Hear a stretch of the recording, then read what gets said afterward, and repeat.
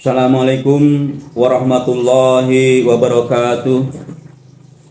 Puji syukur kita panjatkan kehadirat Allah Subhanahu wa taala.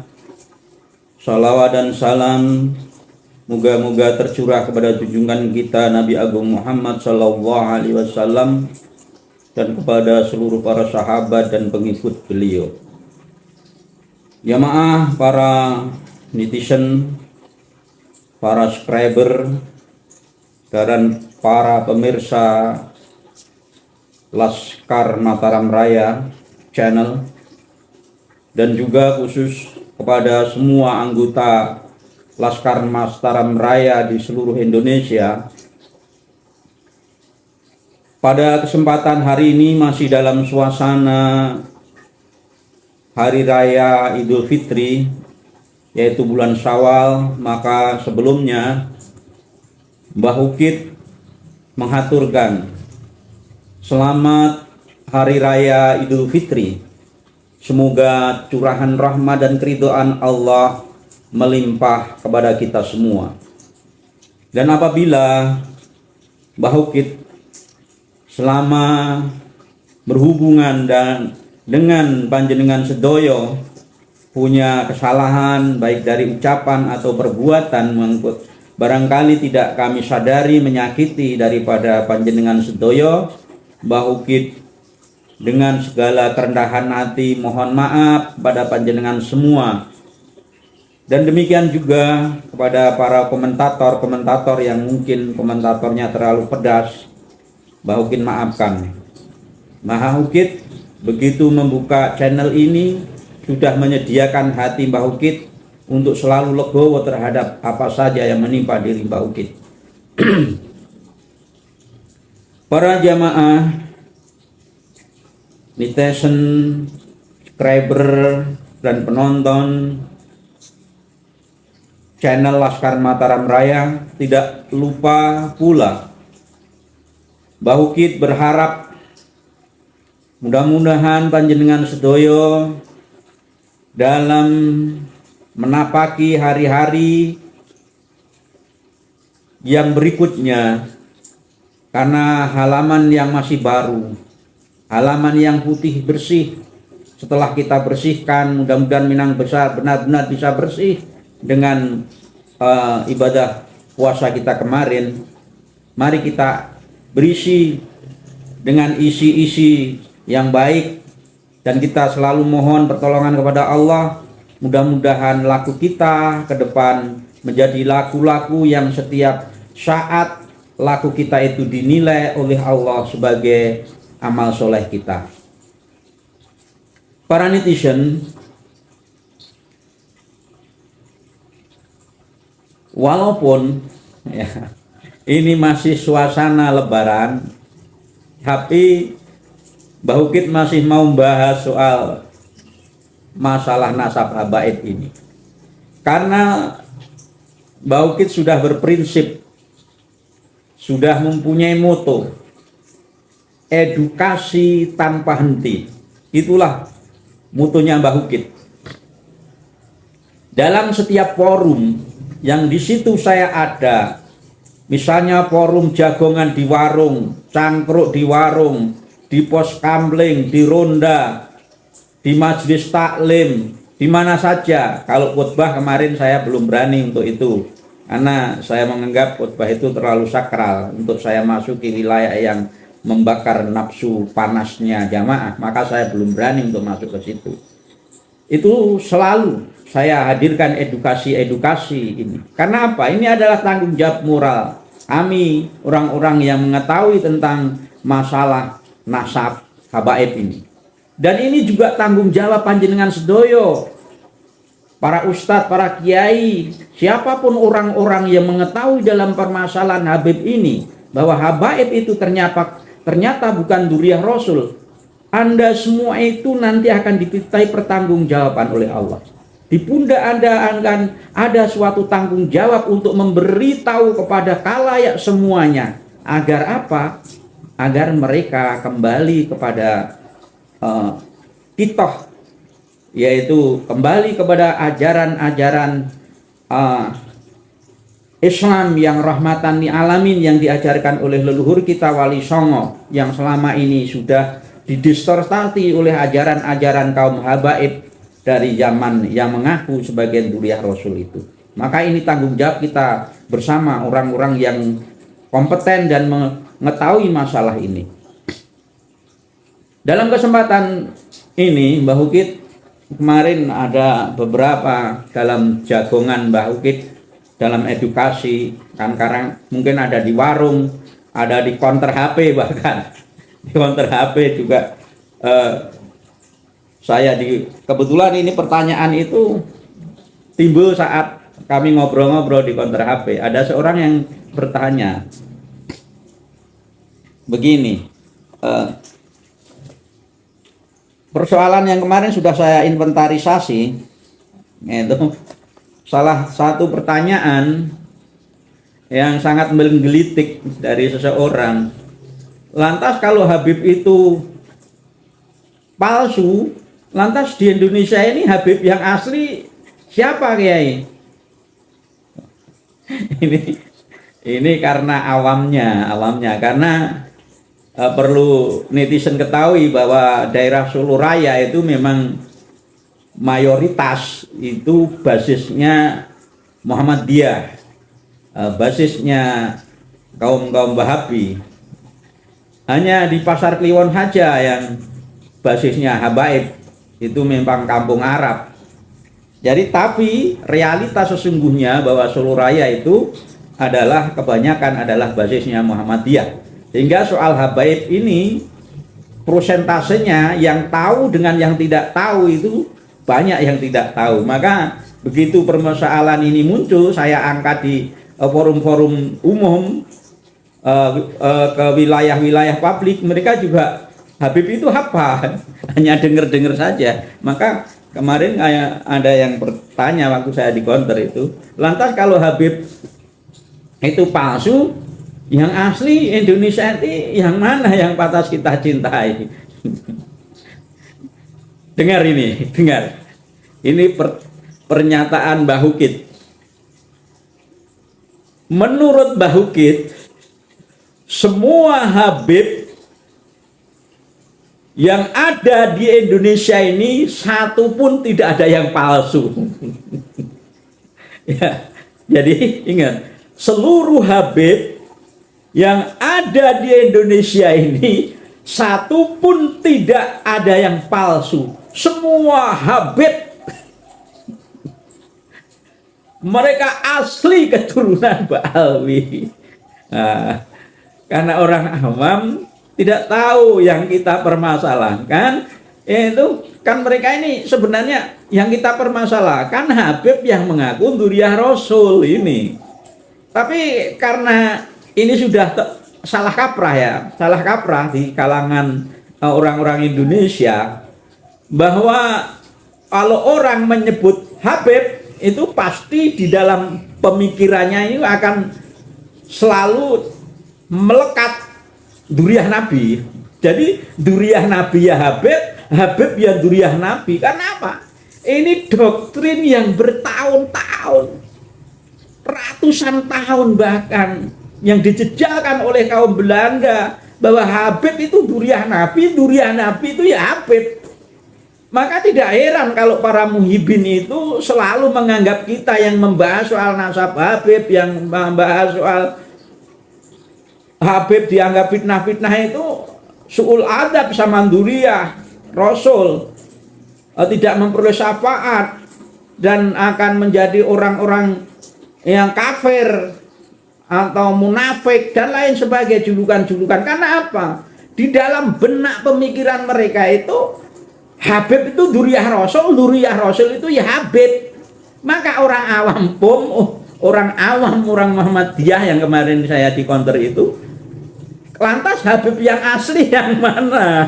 Itu di Indonesia ini. Kenapa? Ya itu tadi sudah menyatunya di dalam pemikiran orang-orang Indonesia bahwa Habib itu sama dengan dzurriyyah Rasul. Nah, ini yang mau kita bongkar, mau kita pisahkan, bahwa Habib ya Habib, dzurriyyah Rasul ya dzurriyyah Rasul. Tidak bisa disamakan Habib sama dengan Dzurriyyah Rasul. Itu pemikiran dulu. Saat kita belum tahu bahwa ternyata nasab para habaib yang mengaku sebagai Dzurriyyah Rasul itu bungkotek, terputus dari segi silsilah nasab dan terputus juga dari tes DNA dan terputus juga dengan silsilah masalah perilaku sebagai seorang Dzurriyyah Rasul. Nah itu. Secara tes DNA mereka haplogrupnya adalah G, sedang Dzurriyyah Rasul itu Bani Hashim, haplogrupnya J. Nah, itu. Karena makanya para habaib tidak berani tes DNA. Bahkan tes DNA untuk mengelak daripada itu, sebelum dituntut untuk tes DNA, mereka bikin fatwa bahwa tes DNA itu hukumnya haram. Bahkan kemarin waktu saya masih di Jawa Timur, di wilayah Madura, kami berdebat dengan seorang profesor mempermasalahkan masalah ilmu DNA ini. Ilmu DNA ini katanya ilmu baru. Masa ilmu baru mau bisa untuk mengalahkan kesohihan Habib itu Dzurriyyah Rasul? Ini profesor saja sampai bisa ketipu. Tapi karena profesor, karena naluri akalnya berjalan, akhirnya beliau saya beri pengetahuan dan perdebatan yang sangat panjang mulai jam 8 malam sampai 2 dini hari. Akhirnya profesor itu juga taslim gitu. Karena apa? Setelah profesor saja apanya itu mindset pemikirannya sudah seperti itu. Habib yang Dzurriyyah, Dzurriyyah ya Habib itu. Maka tidak heran kalau para muhibin itu selalu, kalau kita membicarakan masalah keburukan-keburukan habaib itu seolah-olah kita dianggap fitnah. Karena apa? Di dalam otak pemikiran mereka sudah tertranslokalisasi akalnya. Itu. Bahasa saya, akal para muhibin, catat ini, akal-akal para muhibin ini sudah ditranslokalisasi oleh para habib. Kalau akalnya orang yang normal itu tempatnya di sini nih. Otak dan sini nih, hati. Tapi oleh para habaib, muhibin itu ditranslokasi. Akalnya dipindah, tidak tahu kemana. Mungkin dipantat sampai dengkul kali ya. Ini kenapa? Ya itu. Dari pertanyaan-pertanyaan yang selalu mereka ajukan itu sama. Semua muhibin itu pertanyaannya sama, model bantahannya sama, clue-clue mereka untuk menjawab itu ya sama. Salah satunya tadi yang soal Habib, statement Habib, saya ulangi lagi, seluruh habaib di Indonesia ini asli. Ini statement Mbah Ukit. Seluruh habaib di Indonesia ini asli. Asli apa? Asli Ba'alwi dari zaman. Bukan asli sebagai keturunan Nabi. No way.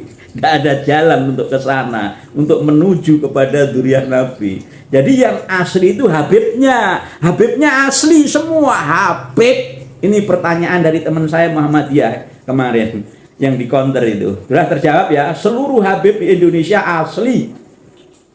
Yang tidak asli apa? Asli turunan zaman Ba'alwi, tapi tidak asli sebagai pengakuan mereka sebagai Dzurriyyah Nabi. Itu tidak asli. Yang ini yang kita permasalahkan. Itu pertama. Yang kedua, kemarin juga ada muncul lagi diamnya Habib. Ini lebih lucu lagi. Inilah hasil translokasi akal muhibin.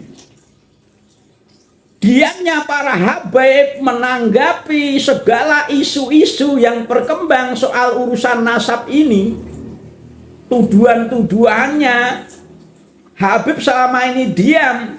Ini diserap, ditularkan kepada para muhibinnya bahwa diamnya kami ini karena Habib itu berakhlak. tidak akan membalas cacian dan fitnahan, kata mereka. Iya, jadi diamnya para Habib ini oleh Muhyiddin dipahami inilah akhlak mulia Habib, tidak membalas fitnahan tentang nasabnya dan lain sebagainya. Ini semua sama. Setiap Muhyiddin di kolom komentar YouTube saya juga sama seperti itu. Gitu. Selalu muncul komen yang sama seperti itu. Ini diamnya Habib itu karena mulianya akhlak mereka. Benar enggak? Harusnya wawasannya dibuka dong. Kenapa Habib diam? Ya karena kalau dia bunyi, semakin cepat terbongkarnya masalah ini. Perhitungan Habib sudah 1000 kali matangnya. Ya, kalau misalnya Habib itu melakukan tuntutan hukum, justru di hukum ini Habib akan bunuh diri karena hukum akan menuntut tes DNA. Nah ini yang loh Muhyiddin, akalmu sudah ditranslokasi oleh Habib, dipindah ditaruh di mana akalmu sama Habib? Sudah tidak di sini, sudah tidak di sini, nggak tahu di pantat atau di dengkul. Iya dong. Mereka sudah banyak perhitungan, mereka diem.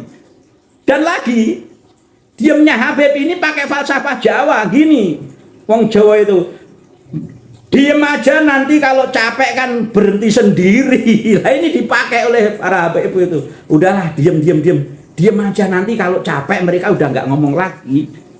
Paling berapa nanti kalau sudah kesel, capek, bosen, mereka diem nggak komentar lagi. Ingat, kami tidak akan pernah berhenti mengedukasi masyarakat. Kami tidak ada capek-capeknya untuk mengedukasi masyarakat. Kami tidak akan berhenti mengoyak-ngoyak, mengobrak-abrik daripada kebohongan-kebohongan yang dilakukan beberapa oknum habaib tentang nasabnya para Wali Songo, tentang pemalsuannya trah-trah Wali Songo, trah-trah raja, pemalsuan tentang tokoh-tokoh kepahlawanan, pemalsuan tentang sejarah-sejarah Republik Indonesia ini, mulai sejarahnya Wali Songo, mulai sejarahnya para pahlawan, mulai sejarah kemerdekaan Republik Indonesia, mulai sejarah Nahdlatul Ulama. Ini Nahdlatul Ulama juga pusing saya mikirnya. Kenapa? Ini loh, pengurus NU ini, lo sejarahnya dibelokke lo, nengai piye gitu coba. Gimana ini coba? Nggak berani komentar. Padahal tahu dia juga di dalam gudangnya NU itu ada sejarah NU yang sesungguhnya, tapi ada orang yang ngomong sejarah NU begini dibelokkan, ya diem saja pengurus ini. Kan apa? Sudah menjadi Muhyiddin paten itu tadi, sudah berhasil ditranslokasi akalnya itu tadi oleh Habib. Nih, saya agak ini karena apa, sudah beberapa hari menahan nggak bikin konten karena Lebaran. Ini tadi diamnya Habib itu akhlak pemuliaan Habib, ini doktrin mereka. Yang ketiga yaitu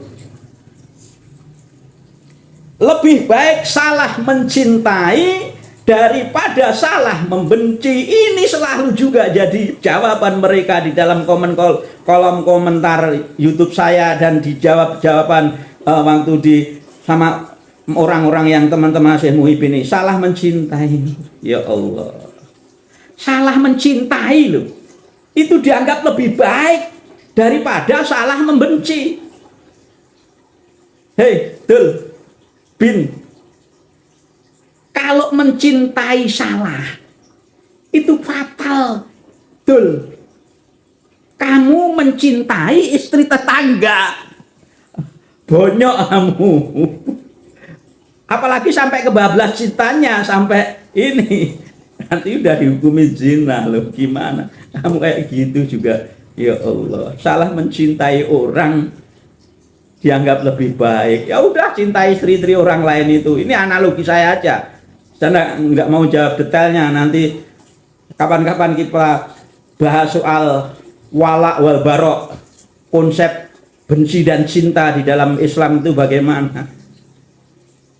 Misalnya salah membenci, lo membenci kayak salah itu gimana? Secara naluri manusia itu tidak akan pernah salah dalam menaruh kebenciannya. Kenapa? Pasti orang membenci sesuatu itu karena sesuatu itu tidak enak di dalam dirinya. Artinya apa? Dia tidak salah dalam membenci karena memang pantas dibenci untuk ukuran dia.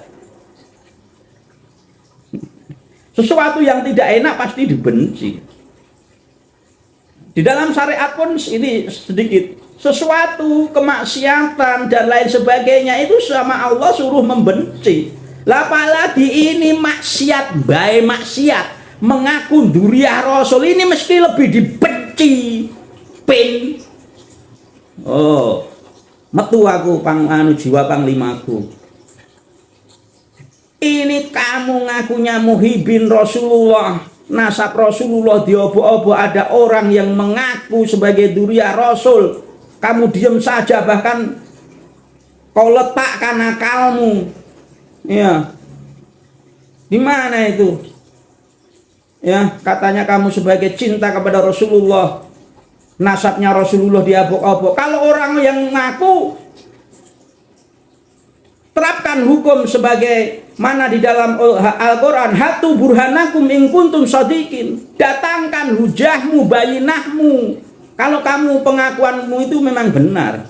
Sederhana sekali, kalau memang mengaku sebagai duriah Rasul, datangkan hujahmu. Gampang, yang paling, kalau nggak mau ribet-ribet soal nasab, silsilah, tes DNA itu sebagai bayinah yang paling nyata.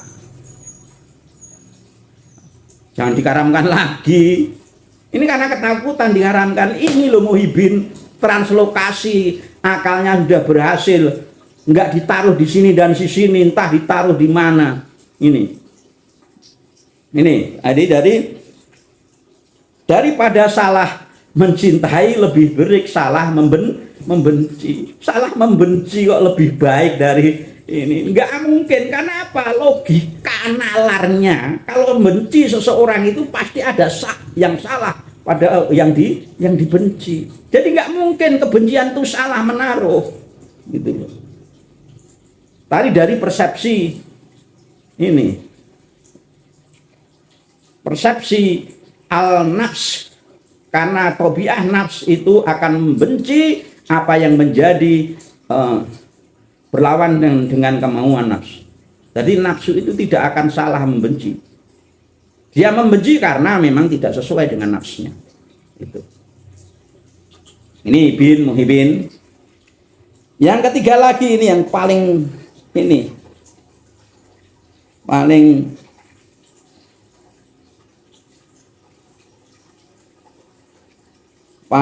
sering jadi alasan. Kalau memang salah, HBE bukan ini, kenapa tidak dari dulu-dulu? Ini juga selalu jadi alasan mereka. Kenapa ulama-ulama dulu itu sering saya bahas. Konteksnya berbeda, konteks waktunya berbeda, saat itu kondisi sosiologi, topografi, kemasyarakatan berbeda, sosiologi masyarakatnya berbeda yang dihadapi dengan sekarang, dan tipologi habaib pada saat itu bukan tipologi habib yang mencurigakan, kecuali orang-orang yang ini memang ini pada saat itu memang para pendahulu kita memanfaatkan kealiman mereka untuk mengajar masyarakat Indonesia. Ini periode ulama, jangan dianggap pendatangnya kalau tidak ada Habib Indonesia masih kafir, jangan seperti itu. Hanya ini diberi bantuan, dimintain bantuan untuk mengajar orang-orang Indonesia. Memang pada saat itu kekurangan guru ngaji, maka saat Bung Karno mau mengembalikan para habaib, Mbah Wahab Asbullah dan Kiai Hasyim Hasyari meminta agar para habib-habib yang alim itu jangan usah dikembalikan, tapi suruh mengajar, membantu mengajar orang-orang Indonesia tentang keislaman. Jadi tidak ada sangkut pautnya dengan isbat nasab. Itu.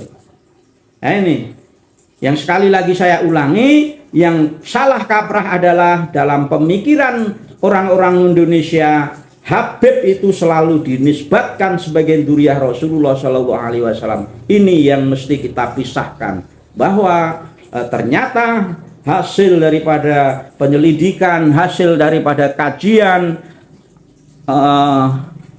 nasab dan tes DNA dan kajian perilaku, ternyata habaib itu bukan dzurriyyah Rasulullah Shallallahu Alaihi Wasallam. Itu saja pembahasan kali ini, sudah panjang. Apabila ada kata-kata yang tidak berkenan, Mbah Ukit mohon maaf pada para netizen semua. Selalu Mbah Ukit berdoa keberkahan, mudah-mudahan tercurah kepada para netizen semua, para subscriber semua, karena yakinlah bahwa dukungan Anda kepada channel Laskar Mataram Raya adalah bentuk daripada dukungan perjuangan kami di dalam masalah nasab ini.